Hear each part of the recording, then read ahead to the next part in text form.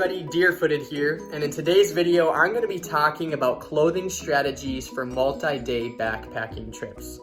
Thinking back to when I first got started in backpacking, this was one of the more daunting aspects of planning, trying to figure out what do I need to bring as far as clothing goes on the trail, what shouldn't I bring? And over the course of a few years and a few trips, I've really narrowed down a great strategy that works well for me. So I'm gonna share that with you today. I'm gonna show you the different clothing items that I pack on my long trips, and hopefully this will be something that's helpful for you. So let's check out what I bring on the trail. So a great strategy that works for me is to think about your clothing in different systems. And there's three systems really that I use. There's a system for hiking, there's a system for sleeping, and then there's a system for special weather or different elements that you might encounter on your hike. So I'm gonna start over here with my hiking system and kind of work my way outward, starting with the base layers and then working my way out. So let's start with boxers, a very important element. Underwear, what are you gonna wear for boxers or underwear on your hike? And I really like Ex Officio boxers. I've used these for a number of years, and I always bring 2 pair for hiking, and the same for socks. And the reason I bring 2 is that I'm always wearing one, and then the second pair, whether it's clean, is in my pack, or if I've worn it before, it is hanging off my pack, drying, because I like to try to do laundry each night if I can, if I'm near a water source. So I'm wearing one, and the other one is for the next day. And the socks that I like, I tried these bamboo socks on my last hike. I really enjoyed those, but you can't go wrong with wool socks either. It doesn't matter the condition, summer, winter, these socks work really well. Again, wearing one, and the other one is for the next day, either drying on the back of my pack or in my pack. I always wear a buff around my neck. I use that to block sun, or I use it to wipe sweat off my face. And then this is a hat that I really, really love. Outdoor research hat that has this sun flap in the back. This is a must-have for me. I love this hat so much. You can take this flap off if you're not needing it for sun protection, but this hat, I love it, like I said. And then the pants that I like to wear, even in the summer, in the heat, I wear pants. I like how the pants protect me from walking through bushes, thorns, things like that. So the pants that I am really enjoying at the moment are these cool Radical pants. I got them at REI. They're a little pricey, but in my opinion, they're worth it because they're so comfortable.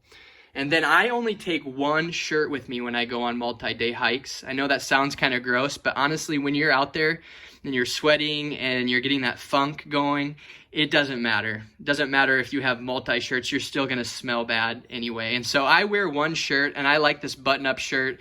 This is a breathable material. It wicks sweat really easily. I got it at Costco, so it's Jerry brand.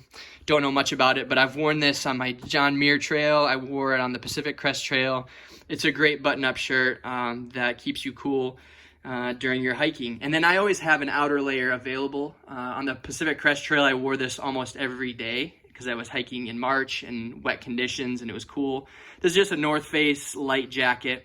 And then when I'm not actually wearing it, I just strap it on the back of my pack somewhere. Now moving over to my sleeping system, I have a pair of boxers that I only use for sleeping. I never hike in these. Only in the evening when I'm in my campsite or in my tent, I put this pair of boxers on. And then I always just wear my long underwear around camp. These are Polartec. I've had these for like 10 years. They're amazing. They keep me nice and warm in the cool conditions. And honestly, when I'm out backpacking, I don't even wear any kind of pants at night. When I'm around the campsite, I just wear these long underwear and it's all good. I have a pair of socks that remain dry all the time. I never wear these hiking. It's essential that you have clothing that never gets wet, that stays in your pack and is dry. And so these are a pair of socks that never get wet. I never wear them except for sleeping in my tent. Another buff that I keep in my tent to wipe up moisture or anything that may get in the tent. And then I have an Under Armour base layer that, again, I've had for a number of years that works really well. I don't ever hike in this unless it's super, super cold. I did hike one morning on the Pacific Crest Trail with this, but most of the time I just wear it in the tent for sleeping.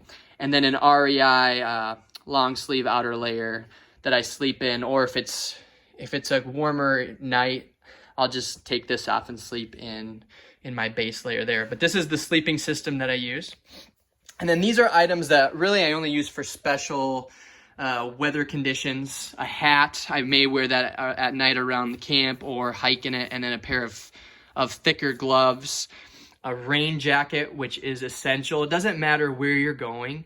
Always take rain gear because you never know what you're going to encounter. So I have a North Face rain jacket, and then I have a pair of Patagonia rain pants that saved me on the John Muir Trail.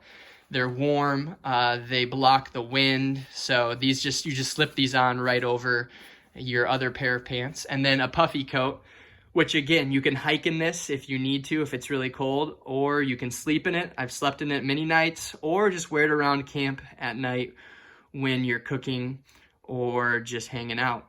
So you have your system here for special weather, your sleeping system, and then your hiking system. And then all this will fit into one of these dry sacks. This is a 20-liter Sea to Summit sack that you will put all of your clothing in when you're not wearing it.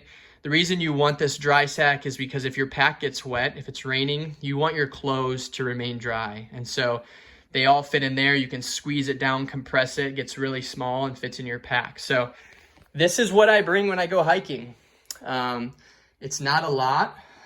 Pretty much every item that I bring, I use, and that's what you want. You don't want to be bringing any bulky items or extra items that you're not going to use. And so this is a system that works well for me. Like I said, it may not work well for you. You may want to take some of these elements and use them. But again, ultimately, you're going to figure out what works best for you.